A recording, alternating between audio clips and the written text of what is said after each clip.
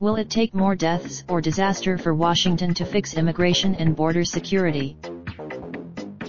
Editors note the opinions in this article are the authors, as published by our content partner, and do not necessarily represent the views of MSN or Microsoft. A national security and humanitarian crisis exists at the US-Mexico border, but, for Democrats, it is not critical enough to join with Republicans to fix broken border control and immigration systems.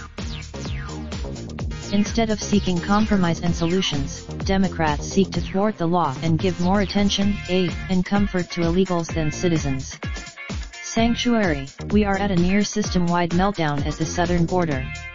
As Department of the statistics don't lie. Despite the late last year, DHS apprehended an estimated 50,000 to 60,000 migrants per month at the southern border.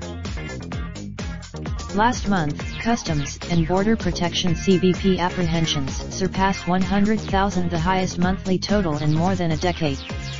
March 2000. So far this year, approximately 100 large groups of migrants have arrived at our border. At the current rate, prior to 2013, 1 out of every 100 migrants sought asylum. Now that Obama administration border officials agree there is a crisis at the southern border. President Obama's, yet, congressional Democrats have been unwilling to work with President Trump to secure the border.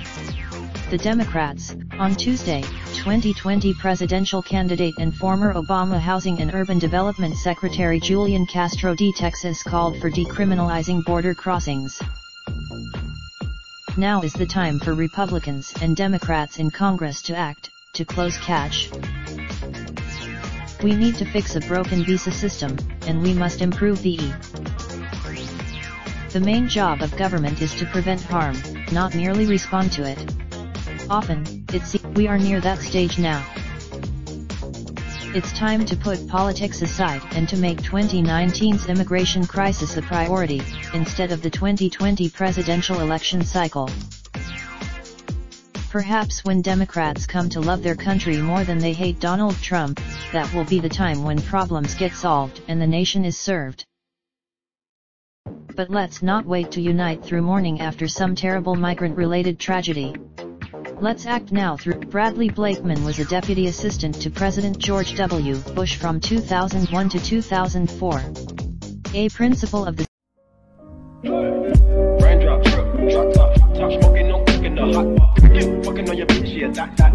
Looking up in the